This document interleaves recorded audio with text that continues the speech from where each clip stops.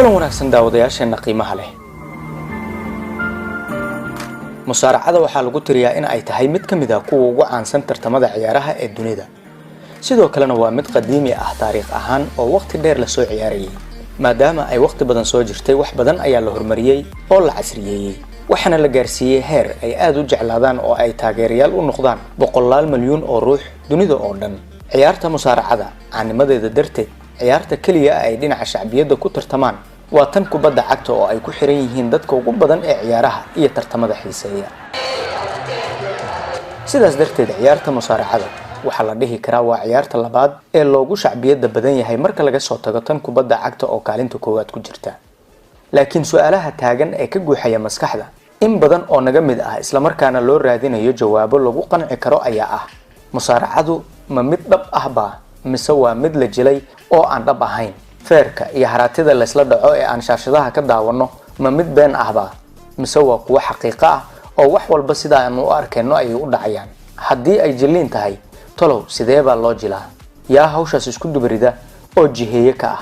sidee suurtagal ku noqotay in la indhasaracaadiyo boqolaal milyan oo ruux oo weliba kumanaan ka mid ahna ay garoonka ka dhex daawanayaan oo ay xaadir ku yihiin? muuqaalkan ayaanu idinkugu soo gudbinaynaa xaqiiqda jirta ee ku saabsan ciyaarta musaaracada. waxaanu idinkugu soo bandhigi doonaa dhacdooyinka qaar ee qarsoon iyo sirta ka dambaysa inaan musaaracadu aaminno in ay tahay mid si dhab ah u dhacaysa. laakiin marka hore nala wadaag aragtidaada ku aadan musaaracada iyo waxa aad ka aaminsan tahay in ay tahay mid dhab ah iyo mid la jilay oo aan dhab ahayn.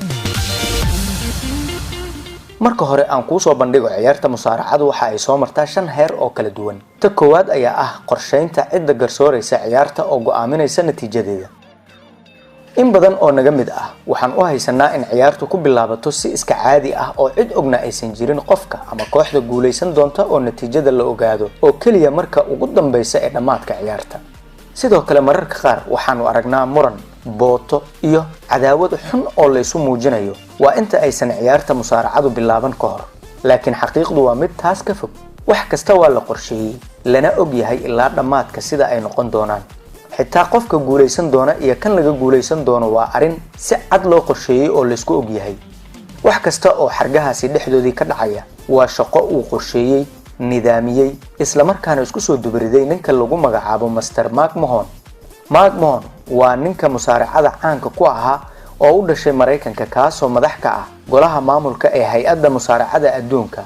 sidoo kalena waa madaxa fulinta shirkadda madadaalada ee musaaracada adduunka. isaga ayaana iska leh saamiga ugu badan ee shirkadaas. sidaas daraadeed Mark Mahon ayaa ah ninka furaha u haya ciyaarta musaaracada. wax uusan isagu soo go'aamin garoonka kama dhex dhaco, mana ahan sida ciyaarta kubadda cagta ama ciyaaraha kale oo aan si cad loo ogeyn kooxda badin doonta ama tan laga badin doono marka laga soo tago qiyaas ay sameeyaan dadka taxliiliya ciyaaraha. waxa xaqiiq ah in ciyaar kasta oo musaaracada ah ay tahay mid hore loo sii diyaariyay oo ay tahay script meel ku qoran oo kaliya taasoo naloo jilayo marka dambe.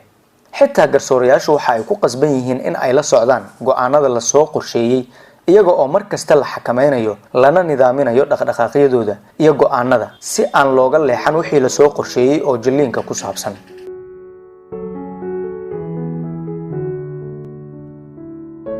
tartamayaasha maalintaas ama habeenkaas ballansan xilliga ciyaarta ka hor ayay sii sameeyaan tababar ku saabsan sida ay u dagaalami doonaan iyo qaabka ay ku guuleysan doonaan.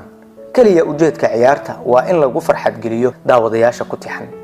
bal aan ku tuso run ahaanshaha warbixintayda kaala yala daawo muuqaaladan soo socda oo si cad ku tusinaya qaabka musaaracada loo jilo, ayadoo aanu arki doono in musaaracadu ay iska tahay indhasaracaad iyo fal la jilay.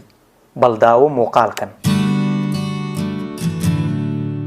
ninkan musaarica ah waxa uu isku dayayaa inuu iska dhigo sida qof big show haraati ku dhufanaya, xaggiisa ayuuna u soo boodayaa, laakiin way ka fashilmaysaa.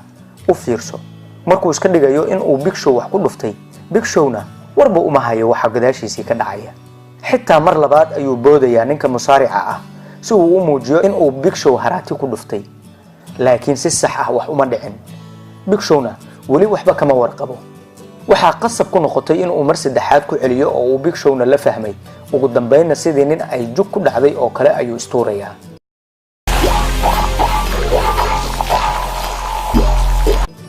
ila arag kilibka muuqaalkan laba musaaracayahan ah ayaa iyaga oo jaranjarta saaran dagaalamaya. midkood waxa uu kan kale ku dhufanayaa bahal loota ah, ka kalena waxaanu arkaynaa in uu aad u xanuunsaday, laakiin waa waxba kama jiraan. gacantu waxa ay maraysaa meel cidla ah, waxna laguma dhufan. ka soo tag daawo muuqaalka labada nin ee musaarica ah. midkood meel kore ayuu saaran yahay, kadib inta uu soo tuuro ayuu dhul cidla ah ku dhacayaa. ka kalena intuu isbootiyo ayuu iska dhigayaa sida qof wax weyn la gaarsiiyey, laakiin xaqiiqdu waxa ay tahay xitaa iskumaba dhawaa. muuqaalkan kale eeg, kan soo ordaya waa musaarica lagu magacaabo Triple H. waxa uu jilayaa qof haraati la dhacaya kan jiifa madaxiisa. kan la haraatiyeyna waxaanu aragnaa in uu aad u xanuunsaday, laakiin xaqiiqdu waa mid intaas ka fog. cid wax gaarsiisayna ma jirto, waa meel cidla ah oo lugta la marsiiyey, xitaa uma dhawaa midka jiifa in la waxyeelay iska badaa. waxaan oo idil waa wax la matelay oo sida filimada caadiga ah la jilay. dhammaan dabeecadaha, dhaqamada, go'aamada iyo natiijooyinka aan musaaracada ka daawanayno waa kuwo aan dhab ahayn oo ay tahay in aynan ku kadsoomin, oo xitaa haddii aan daawanayno aanu u daawanno madadaalo iyo maaweelo oo keliya. laakiin mararka qaar kuwa waxaanu aragnaa oo jirkooda uu dhiig ku yaalo. haddii aysan waxba ka jirin sidee dhiiggaasu ku yimid? waa su'aal kale oo mudan in jawaab caqli gal ah loo helo. dabcan waa mid aan shaki ku jirin in aad aragtay muuqaallo ku saabsan musaarico tartamayaasheeda uu jirkoodu dhiig ku yaalo, isla markaana xaalad adag wajahaya, gaar ahaan marka ay adeegsanayaan agab bir ka samaysan oo ay u eg tahay in ay isku garaacayaan. okaadii aan ku xaqiijiyo arrinkaas. horta ma dhahayno dhammaan dhiigga aanu aragno waa kuwo la been abuuray oo aan sax ahayn, sababtoo ah mararka qaar waxaa dhaca xaalado kam ah oo si qaldan ay wax u dhacaan, kadibna uu dhiig yimaado. laakiin dhabtu waxa ay tahay in inta badan dhiiggu uu yahay mid la been abuuray oo jilliinka qayb ka ah. aan daawanno muuqaaladan soo socda. garsooraha ama tartamayaasha musaaricada ayaa midkood waxa uu hoosta ku wataa wax yar oo dhiig ama wax u eg oo weel lagu soo shubay, kadibna waxa uu u dhiibayaa qofka la doonayo in laga dhigo in uu dhiigayo. isna madaxiisa ayuu si qarsoodi ah ugu shubayaa dhiigii.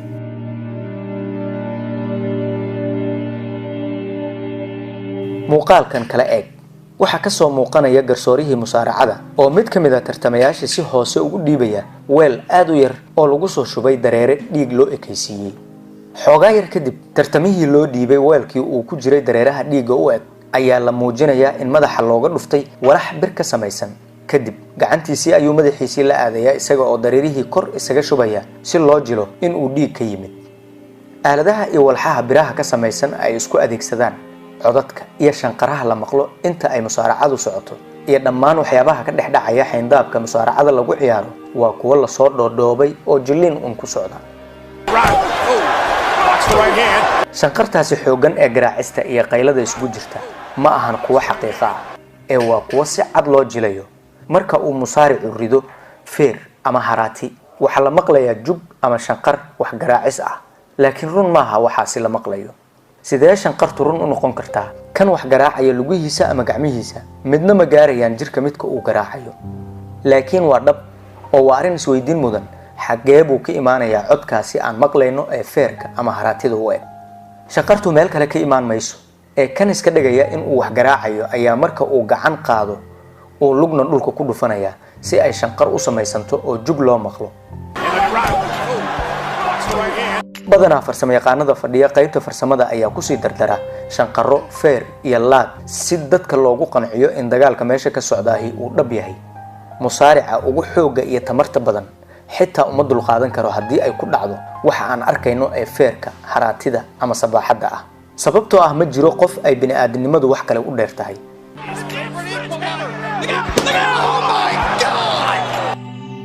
bal arag, qof ayaa waxaas ay ku dhaceen, haddana wax weyn ma gaarin oo weli dagaalkiisii ayuu iska sii wataa. xitaa waxaa laga yaabaa in uu isagu noqdo guulaystaha tartanka. suurtagal ma tahay? dubbahan eeg, waxa uu ku dhacay meel gacanta agteeda ah, ee gacanta toos uguma dhicin. waa habkaas qaabka ay musaaricada u jilaan ka qaybgalayaasheeda.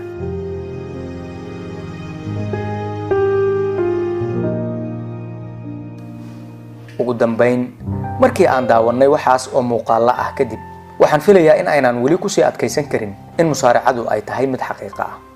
40% dhaqdhaqaaqyada iyo socodku ama orodku waa kuwo dhab ah, laakiin waxa la isku dhufanayo iyo guusha la kala gaarayo waa kuwo aan waxba ka jirin oo la sii qorsheeyay sidaan bilowgaba ku soo sheegnay. ciyaarta musaaracadu waa ciyaar madadaalo oo kaliya sida uu sheegay madaxa fulinta ee midowga WWE. WWE هو عرض رائع ومميز وواحد من البرامج الترفيهية الكبرى في العالم. inkastoo musaaracadu tahay wax la matalayo oo aan dhab ahayn, haddana waa hawl dhib badan oo u baahan in waqti badan lagu bixiyo tababarka iyo diyaar garowga. hadda waxaanu dhihi karnaa musaaracadu waa musalsal ama filim taxana ah oo si toos ah loo soo bandhigayo jilliinkiisa, sidaasoo ay tahayna xambaarsan xamaasad iyo reyn sareysa, ayada oo boqolaal milyan oo ruux oo qaaradaha caalamka ku kala noolna ay si weyn u xiiseynayaan oo ay u joogteynayaan daawashadeeda. haddii ay musaaracadu ahaan lahayd mid dhab ah oo waxa la isku dhufanayo oo idil ay xaqiiqo yihiin sida buujimada, waxaa ka dhalan lahaa cadowtooyo, caro iyo ciil daran. waxaan rajaynayaa in aad si wacan uga bogatay warbixintan oo aad aragtidaada hoos noogu reebi.